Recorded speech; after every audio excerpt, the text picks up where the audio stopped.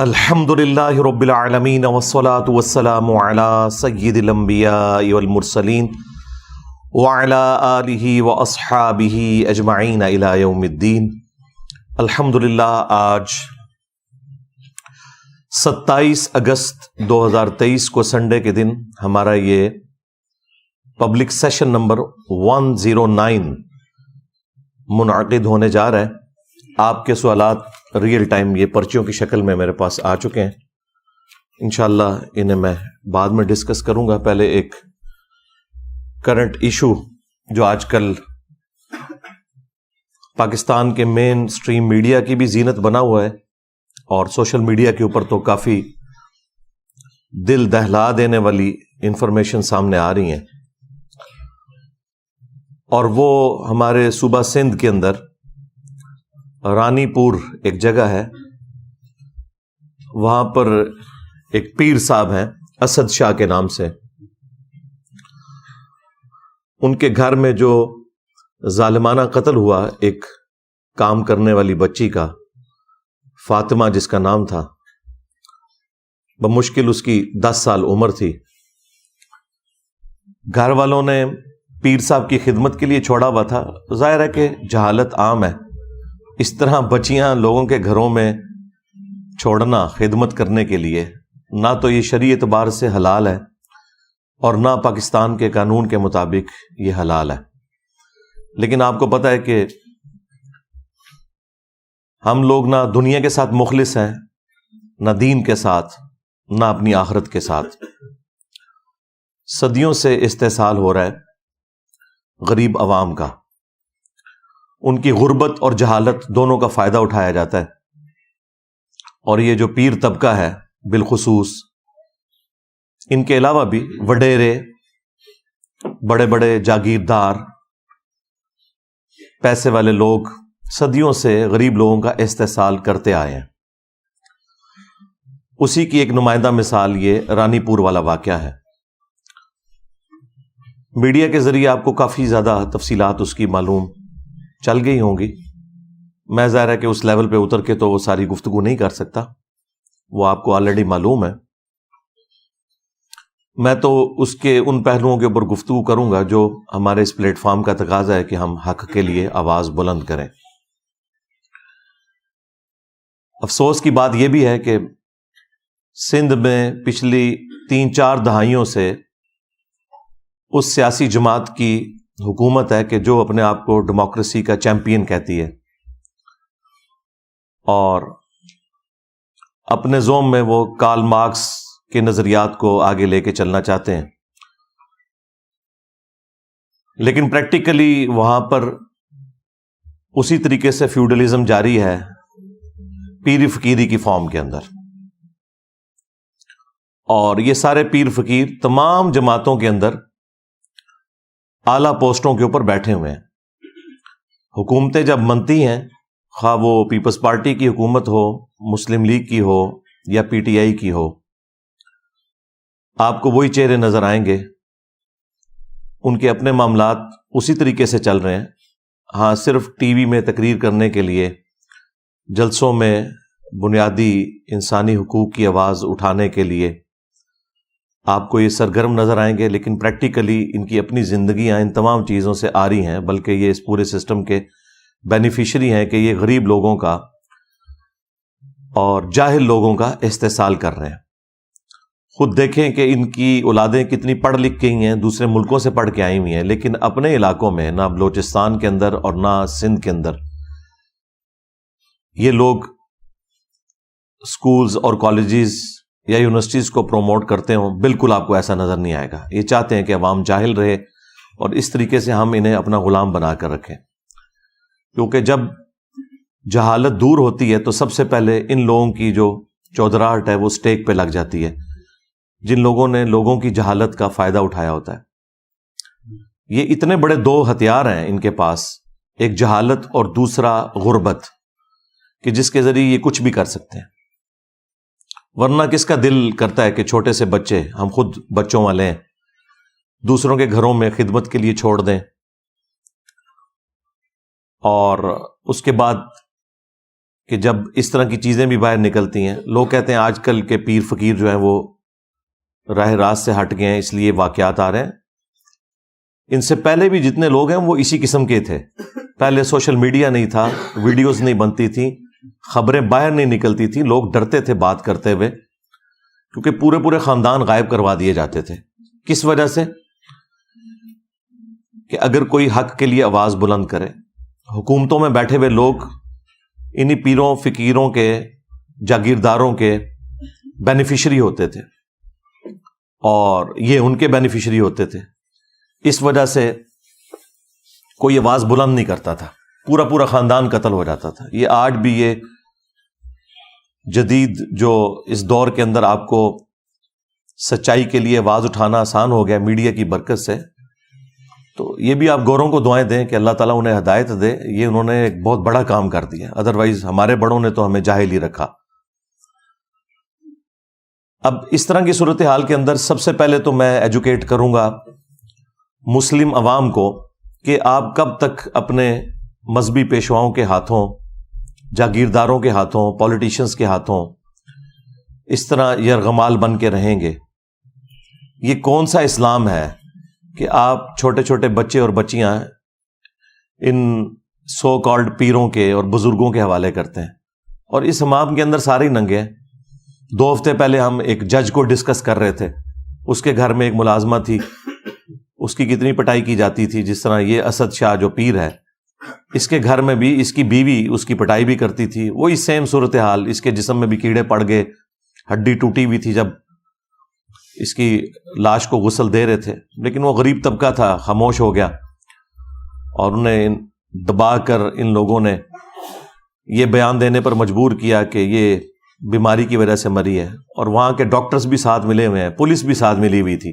یہ تو جب سوشل میڈیا کے اوپر اس طریقے سے آواز بلند کی گئی لوگوں نے، تو پھر جو سینئر پولیس کے آفیسرز ہیں وہ میدان عمل میں اترے ہیں، انہوں نے ایک دلیری دکھائی ہے اور اس پورے معاملے کو لیا ہے. اب تو آپ کو پتہ ہے کہ پوسٹ مارٹم بھی ہو چکا ہوا ہے اس بچی کا، اور وہ سب کچھ ثابت ہو گیا ہے. اس کا جسمانی استحصال بھی ہوا ہے اور جنسی استحصال بھی ہوا ہے. ایک چیز میڈیکل رپورٹ کے اندر آ چکی ہے. 10 سال کی بچی، اور دیکھیں اس کی زندگی کے آخری لمحات کیمرے میں بھی کیپچر ہیں جس میں وہ تڑپتے ہوئے جان دے رہی ہے.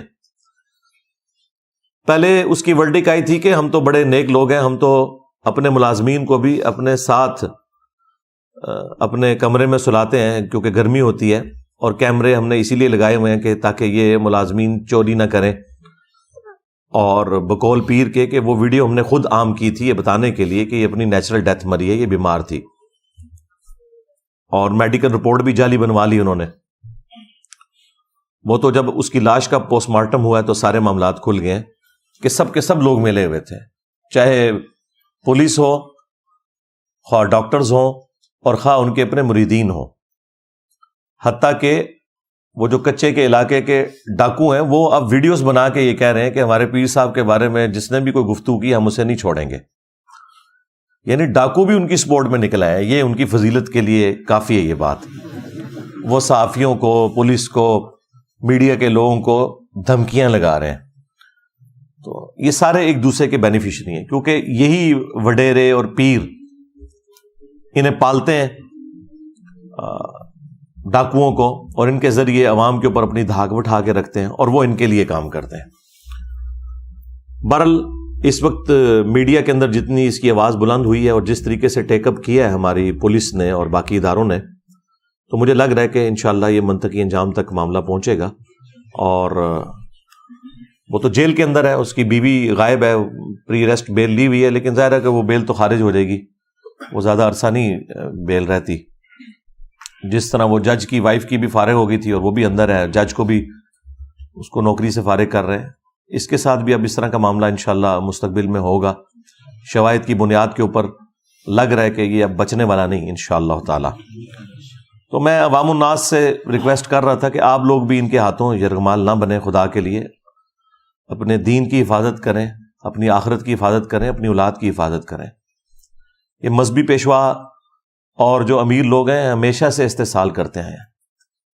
ہم تو یہ آج باتیں کر رہے ہیں، آج سے 700 سال پہلے حافظ ابن کثیر جنہوں نے تفسیر ابن کثیر لکھی 774 ہجری میں وہ فوت ہوئے ہیں اور آج چل رہی ہے 1445 ہجری، تو آلموسٹ 700 سال پہلے انہوں نے قرآن کی تفسیر بھی لکھی. تفسیر ابن کثیر کے نام سے پوری دنیا میں اہل سنت کے ہاں ایک مین تفسیر مانی جاتی ہے، اگرچہ اس میں کچھ کمزوریاں بھی ہیں لیکن اوورال ایک بہت اچھی تفسیر ہے. اور پیرلل میں انہوں نے تاریخ ابن کثیر بھی لکھی. عربی میں اس کا نام البدایہ والنہایہ ہے لیکن اردو میں تاریخ ابن کثیر کے نام سے مشہور ہے. اس میں انہوں نے اپنے زمانے کے لوگوں کے بارے میں لکھا ہے اور کیٹاگوریکل انہوں نے مینشن کیا ہے کہ جتنے حکمران ہیں، بادشاہ، حکومتی عہدے داران، علماء، فقہا، بزرگان دین کی انہوں نے فضائل لکھے ہوئے ہیں. اس میں میری ویڈیو سے متاثر نہیں ہوئے تھے ابن کثیر. انہوں نے ان ساروں کے نام لکھ کے کہا کہ یہ سب کے سب لوگ یہ بچوں کے ساتھ منہ کالا کرنے کے مرض کے اندر مبتلا ہیں سوائے جن کو اللہ بچا لے. اچھا، اور یہاں ترجمہ کرنے والوں نے نا بڑا گول مول کر کے ترجمہ کیا ہے اس کو تو انہوں نے کہا کہ جی دنیا میں ایسے لوگ موجود ہیں جو یہ کرتے ہیں دنیا میں. اچھا اس کے بعد جو انہوں نے لکھا وہ جملے انہوں نے عربی میں تو لکھے ہوئے تھے، اردو میں سے ترجمے میں سے ہی نکال دیے.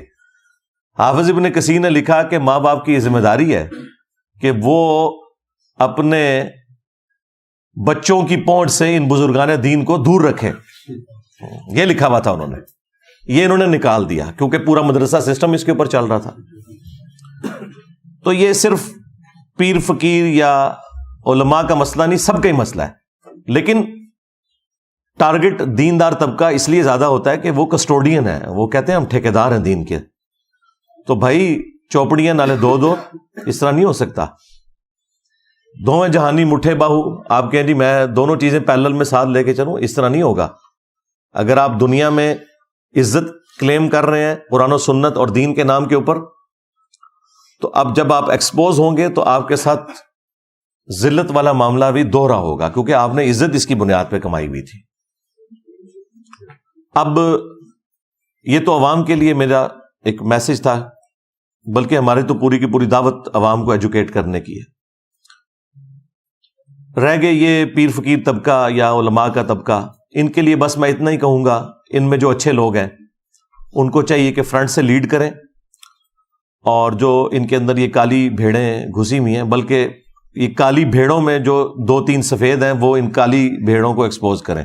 یہ ساری کالی ہیں الا ماشاء اللہ.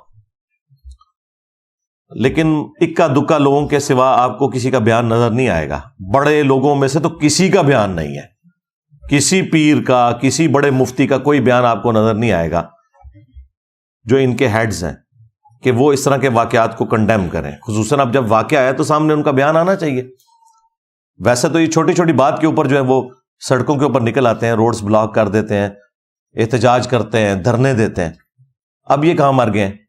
نہیں نظر آ رہے، کیونکہ اگر وہ سامنے نکلیں گے تو وہ بتائیں گے بھائی آپ لوگ بھی تو یہی کچھ کر رہے ہو. ایک دوسرے کے یہ سمجھ لیں جنہوں کہنا ہے پنجابی کاڑے نے، ایک دوسرے کی اصلیت ان کے اوپر ایکسپوز ہوئی ہے. سیدھی سی بات ہے، ہمیں تو یہی لگ رہا ہے. کدھر یہ بڑے سامنے آئے نا، یہ جو کہتے ہیں جی نہیں وہ اصلی پیر بھی ہوتے ہیں، جی جعلی پیر بھی ہوتے ہیں، ڈبا پیر بھی ہوتے ہیں. چلو جی جڑے اصلی نے سامنے آؤ، نہیں آ رہے. یہی کچھ ہی ہے سب کچھ الا ماشاء اللہ. تو ان کے لیے تو یہ میسج ہے. باقی جو ان میں کالی بھیڑیں ہیں جو زیادہ تر ہیں، انشاءاللہ اللہ تعالیٰ انہیں عذاب دے گا. ان کے لیے تو ہماری دعا ہے کہ اللہ تعالیٰ انہیں ہدایت دے. اگر ہدایت نہیں ہے تو تباہ و برباد کرے، اس دنیا کو پاک کرے ان لوگوں سے. اس کے بعد جو ہماری حکومت میں بیٹھے ہوئے لوگ ہیں، چاہے وہ پولیٹیشنز ہوں، ریاستی اداروں کے لوگ ہوں، ان سے بھی میں کہوں گا کہ آپ لوگ اس طرح کے معاملات کے اوپر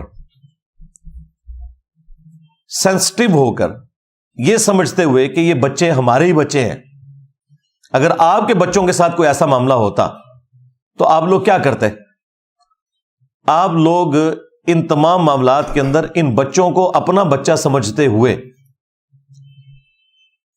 ٹیک اپ کریں اور نہ دن دیکھیں اور نہ رات، اور ان معاملات کو فوراً منطقی انجام تک پہنچائیں اور میڈیا کے ذریعے عوام کو اپڈیٹ رکھیں اگر آپ آنے والی نسلوں کو بچانا چاہتے ہیں، نہ کہ یہ کہ آپ ان کی پشت کے اوپر کھڑے ہوں ان لوگوں کو سپورٹ کرنے کے لیے۔ جوڈیشری بھی سو موٹو کوئی اس طرح کے معاملات میں نہیں لے رہی ہوتی، باقی معاملات میں لے رہے ہوتے ہیں۔ اس وقت بھی سپریم کورٹ کے اندر 54,000 سے زیادہ پٹیشنز پڑی ہوئی ہیں، کیس پینڈنگ ہیں جو انہوں نے فیصلے کرنے ہیں، لیکن یہ فیصلے کیا کرتے ہیں کہ عمران خان کو ضمانت دینی ہے یا نہیں دینی، نواز شریف کے کیس ختم کرنے ہیں یا نہیں کرنے۔ رات کو یہ اپلیکیشنیں دیتے ہیں، صبح لگ جاتی ہیں، اور باقیوں کے کیسز سالوں سے لائن میں لگے ہوئے ہیں، مہینوں ہفتوں کی میں بات نہیں کر رہا۔ سپریم کورٹ میں 4 سال 5 سال 10 سال کیس نہیں لگتا کہ جی آپ کا تو نمبر ہی نہیں آیا، تو نمبر یہ ان لوگوں کے لگا رہے ہوتے ہیں کیونکہ سارے ایک دوسرے کے بینیفیشری ہیں، ایک دوسرے کو سپورٹ کرتے ہیں۔ شکلیں بدلتی ہیں، کرتوت سب کے ایک جیسے ہی ہوتے ہیں۔ ہاں، کچھ کے آپ کو شروع میں نہیں پتا چلتے، بعد میں پتا چل جاتے ہیں، اور کچھ کے آپ کو اوپنلی پتا چل جاتے ہیں، اس لیے آپ لوگ فرق کرتے ہیں۔ ہمیں تو اندازہ ہے کہ یہ پورے کا پورا سسٹم ہی اتنا بگڑ چکا ہے کہ اس کے اندر اب اتنی جلدی اصلاح ممکن نہیں ہے۔ تو حکومتی جو لوگ ہیں انہیں بھی یہ معاملات دیکھنے کی ضرورت ہے۔ یہ تو میں نے ساری جنرل باتیں کی، اب میں قرآن و سنت کے حوالے سے 2-4 باتیں عرض کر دوں۔ سورۃ المائدہ میں اللہ تعالیٰ نے سورۃ النساء کے اندر واضح طور پر حکم فرمایا کہ اے اہل ایمان،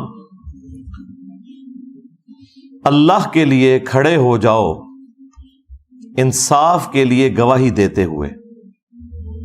اور سورہ نساء میں تو یہاں تک آیا کہ اگر تمہیں اپنی جان کے خلاف گواہی دینی پڑے، اپنے ماں باپ کے خلاف، رشتہ داروں کے خلاف گواہی دینی ہے اور سچائی کے لیے کھڑے ہونا ہے۔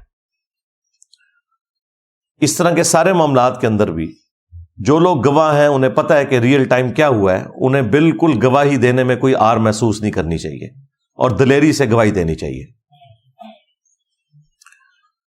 اس کے بعد اللہ تعالیٰ نے سورۃ المائدہ میں ایسے لوگوں کی جو سزا ہے وہ بھی بیان فرمائی ہے کہ ہم نے بنی اسرائیل کے لیے بھی یہ طے کر دیا تھا اور اس شریعت کے اندر بھی کہ جان کے بدلے جان، آنکھ کے بدلے آنکھ، ناک کے بدلے ناک، کان کے بدلے کان، دانت کے بدلے دانت، اور ہر زخم کے بدلے اس لیول کا زخم لگایا جائے اس ظالم کو کہ جس نے مظلوم کے ساتھ یہ سارا معاملہ کیا۔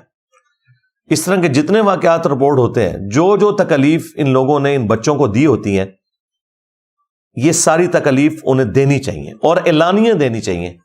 سورۃ النور میں بھی آیا نا کہ بدکاری کی سزا کو ویٹ کرے گا مسلمانوں کا ایک گروہ تاکہ باقیوں کے لیے ڈیٹرنس ہو جائے۔ یہ چھپا کے سزائیں نہیں ہونی چاہیے بلکہ اعلانیہ ہونی چاہیے۔ اس کے بعد سورۃ المائدہ ہی میں اللہ تعالیٰ نے فرمایا کہ جو فساد فی الارض کرنے والے لوگ ہیں، یہ فساد فی الارض کرنے والے لوگ ہیں، اس طرح کے لوگ جو غریبوں کے ساتھ یہ ظلم والا معاملہ کرتے ہیں، یہ جو فساد فی الارض کرنے والے لوگ ہیں، ان کی سزا یہ ہے کہ ان کے مخالف سمت کے ہاتھ پاؤں کاٹ دیے جائیں اور انہیں سولی دے دیا جائے۔ پبلکلی یہ سارے کا سارا معاملہ ان کے ساتھ کیا جائے تاکہ باقی لوگوں کے لیے ڈیٹرس بنے۔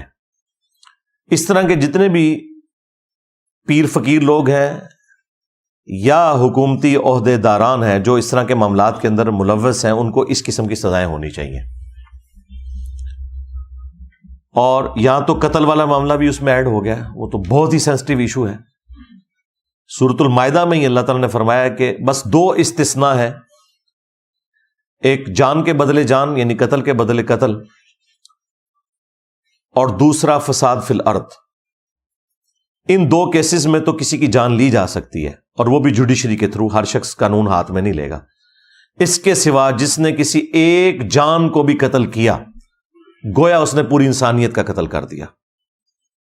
اور پھر اللہ تعالیٰ نے فرمایا جس نے ایک جان کو بچایا گویا اس نے پوری انسانیت کو بچا لیا. پوری انسانیت کو کیسے بچا لیا؟ ڈیٹرنس کی وجہ سے. اگر قاتل کو یہ پتا ہو کہ مجھے سزا ملے گی تو وہ قتل سے باز آئے گا. اور یہ اسے کیسے پتا چلے گا؟ جب اس طرح کی حرکت کسی اور نے کی ہوگی اور اس کی سزا اس نے ویٹ کی ہوگی. 10 سال کی بچی اس کے ساتھ جسمانی اور جنسی زیادتی کرنے کے بعد قتل کیا گیا ہے نعوذ باللہ, اور میڈیکل رپورٹ بھی پھر اس کی خراب بنوائی گئی ہے اور گھر والوں کو بھی دبکا دیا گیا. یہ حالت ہے اس ملک کی. اس میں معافی معاملہ ہونا ہی نہیں چاہیے. اس طرح کا جو قتل ناحق ہے ایک مؤمن کا, اس کے بارے میں تو سورۃ النساء میں آیا کہ ہمیشہ کی جہنم ہے سزا. جی ہاں, ہمیشہ کی جہنم. اور اس کو سپورٹو وہ حدیث بھی ہے ابو داؤد کی کہ اللہ تعالیٰ قیامت کے دن یا تو شرک معاف نہیں کرے گا یا قتل ناحق کو معاف نہیں کرے گا, باقی ہر گناہ معاف کر دے گا جس کے لیے چاہے گا. یہ 2 گناہ ایسے ہیں کہ جن کے بارے میں اللہ تعالیٰ کا سٹانس بہت سخت ہے. اب اس میں سورہ النساء کے اندر اللہ تعالیٰ نے ایک آپشن رکھا ہے کہ اگر مقتول کے ورثاء معاف کرنا چاہیں تو وہ کر سکتے ہیں, اور اسی کی پلی پھر لے کے یہ سارے لوگ اینڈ پہ چھوٹتے ہیں. آج تک جتنے لوگ چھوٹے ہیں, لیکن انہیں یہ پتہ نہیں ہے اس کیٹیگری میں فال نہیں کرتی. یہ فساد فی الارض ہے اور اس کی سزا جو ہے وہ اسٹیٹ نے دینی ہے. اگر مقتول کے ورثاء معاف بھی کر دیں تب بھی جو ڈیٹرنس پھیل گئی ہے عوام الناس کے اندر, جو لوگ گھروں میں بیٹھے ہوئے سہم گئے ہیں, جن کے بچے ہیں, ان کے دل سے خوف کون کم کرے گا؟ اس کے لیے پھر یہ ہے کہ اسٹیٹ فرنٹ سے لیڈ کرے گی اور فساد فی الارض کی سزا ان لوگوں کو دی جائے گی. یہ بالکل نہیں چھوٹ سکتے. اسی لیے اللہ تعالیٰ نے قرآن پاک میں باقی گناہوں کے معاملے میں تو معافی کی روش اختیار کرنے کا حکم دیا, حقوق العباد کے معاملے میں بھی کہ ایک دوسرے کو معاف کر دیا کرو. لیکن قتل ناحق ایک ایسا گناہ ہے کہ جس کے بارے میں اللہ تعالیٰ نے قرآن پاک میں سورۃ البقرہ میں فرمایا وَلَكُمْ فِي الْقِصَاصِ حَيَاةٌ يَا أُولِي الْأَلْبَابِ. قتل کے بدلے میں, قتل کرنے میں انسانیت کی زندگی چھپی ہوئی ہے اے عقل مندو, تاکہ تم ڈر جاؤ. یعنی ڈیٹرنس اسی میں ہے کہ جس قاتل نے قتل کیا اس کے بدلے میں اس قاتل کو قتل کروایا جائے اور معافی کی روش اختیار نہ کی جائے. یہ قرآن کا اسلوب بھی نہیں ہے کہ آپ قاتل کو معاف کریں. حتیٰ کہ بخاری اور مسلم دونوں میں حدیث موجود ہے کہ قیامت کے دن سب سے پہلے قتل کے مقدمے کا فیصلہ ہوگا. سب سے پہلے قتل کے مقدمے کا. جی ہاں, ایک حدیث ابو داؤد کے اندر ہے کہ سب سے پہلے نماز کے بارے میں سوال ہوگا, لیکن وہ ہے حقوق اللہ کا معاملہ, کیونکہ سنن نسائی کے اندر ایک حدیث ہے کہ حقوق اللہ میں سب سے پہلے نماز کے بارے میں فیصلہ ہوگا اور حقوق العباد میں قتل کے مقدمے کے بارے میں سب سے پہلے فیصلہ ہوگا. اور وہ فیصلہ کس لیول کا ہے کہ ابو داؤد کے اندر حدیث موجود ہے کہ مقتول قیامت کے دن اپنے قاتل کو الٹ ہوگا. یہاں تو قاتل نے قتل کیا تھا نا, وہاں پہ جو قتل ہوا وہ شخص ہے وہ اپنے قاتل کو پیشانی کے بالوں سے پکڑے گا,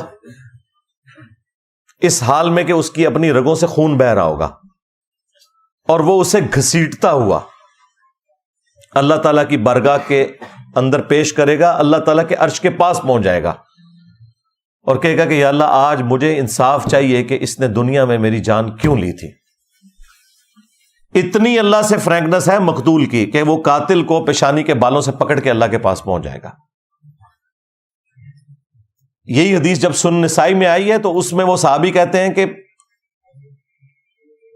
اس حدیث کی وجہ سے وہ اپنا فتویٰ ساتھ دیتے ہیں کہ اعانت نہ کرو, مدد نہ کرو کسی قاتل کی مقتول کو قتل کرنے کے معاملے میں. اور وہ اسپیشلی حکمرانوں کو ذکر کرتے ہیں کہ اپنے معاملات کو سدھار لو. صحیح بخاری کے اندر ایک حدیث ہے, اس کو سپورٹو حدیث ترمذی میں ہے. ترمذی والی حدیث کے اوپر تو کلام ہے بعض محدثین کا, لیکن اس کے الفاظ بہت خطرناک ہیں. میرے نزدیک تو وہ روایت بخاری کی وجہ سے مضبوط ہو جاتی ہے. ترمذی میں الفاظ ہیں کہ اگر زمین و آسمان کی ساری مخلوقات مل کے ایک مومن کو قتل کرتے ہیں تو اللہ تعالیٰ پوری کائنات کو جہنم میں پھینک دے گا اس ایک مومن کے قتل کے بدلے میں. جامعہ ترمذی میں جو یہ حدیث ہے اس کو سپورٹو جو بخاری کی حدیث ہے اس میں الفاظ ہیں کہ سیدنا عمر کے دور میں جب ایک قتل کا مقدمہ آیا تو سیدنا عمر نے کہا کہ اگر یہ پورا گاؤں بھی اس ایک بندے کو قتل کرنے میں شریک ہوتا تو میں سب کو قتل کروا دیتا. ایک بندے کے قتل کے بس. جامعہ ترمذی میں اور سنن ابن ماجہ میں حدیث ہے, نبی الاسلام نے فرمایا کہ اے کعبہ تیری خوشبو بہت اچھی ہے لیکن ایک مؤمن کی حرمت اللہ تعالی کے نزدیک تجھ سے بھی بڑھ کر ہے. اور جامعہ ترمذی میں حدیث ہے کہ نبی صلی اللہ علیہ وآلہ وسلم نے فرمایا کہ اللہ تعالیٰ کے نزدیک ایک مؤمن کا قتل کرنا اس سے بڑا گناہ ہے کہ کوئی شخص پوری دنیا کو تباہ و برباد کر دے. اب پوری دنیا کے اندر سب کچھ آتا ہے, سارے بزرگان دین, ان کے مزارات اور کعبہ شریف, سب کچھ کوئی برباد کر دینا, حرمت کی ساری جگہ ختم کر دے, اس سے بڑھ کر جرم ہے ایک مومن کا قتل. اور یہ صرف بات مومن تک نہیں ہے, صحیح بخاری میں حدیث ہے جس نے ایک کافر کو بھی ناحق قتل کیا جو مسلم سٹیٹ کے اندر ٹیکس دے کر عہد کی پاسداری کر رہا تھا, جزیہ دے کر رہ رہا تھا, تو اللہ تعالیٰ ایسے شخص کے اوپر جنت کو حرام کر دے گا یہاں تک کہ وہ جنت کی خوشبو بھی نہیں پائے گا جو کہ 40 سال کی مسافت سے آ رہی ہوگی. یعنی کافر کا ناحق قتل کرنے والا جنت میں جانا تو دور کی بات ہے, جنت کی خوشبو بھی نہیں پائے گا. تو مومن کا قتل تو پھر بہت بڑے لیول کی چیز ہے. لیکن یہ ساری کی ساری حدیثیں, آیات ہماری کتابوں میں لکھی رہ گئیں.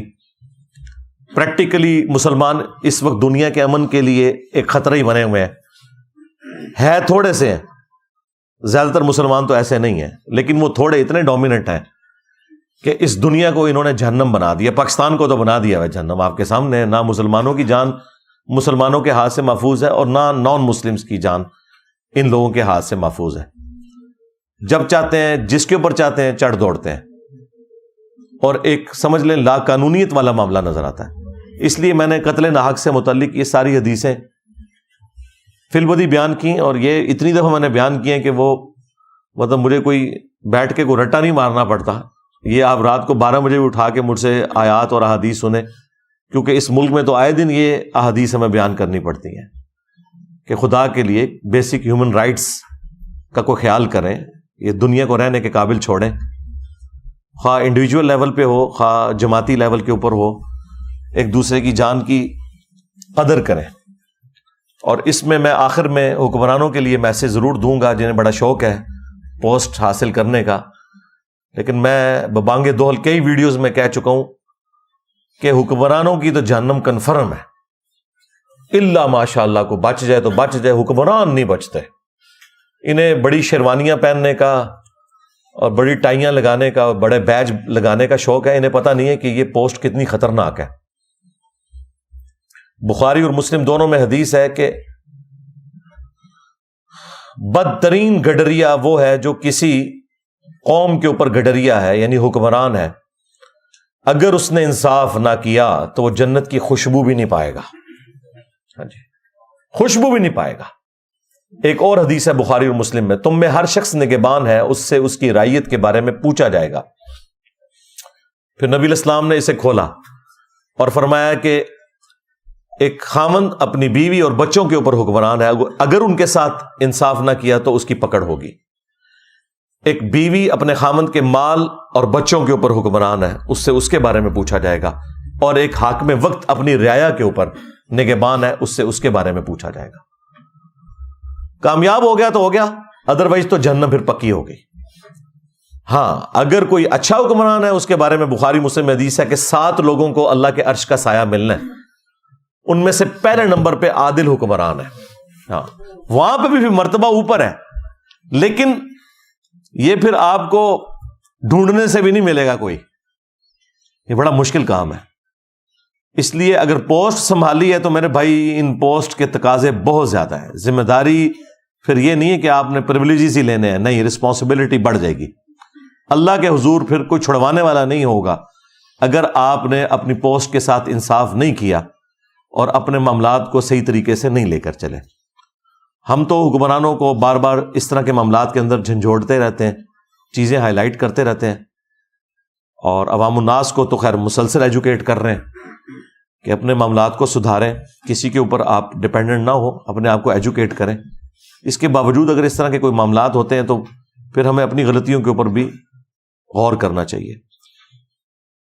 صلو علی محمد و آل محمد، اللہم صلی علی محمد وعلی آل محمد واصحاب محمد وازواج محمد وامت محمد اجمعین الی یوم الدین، آمین۔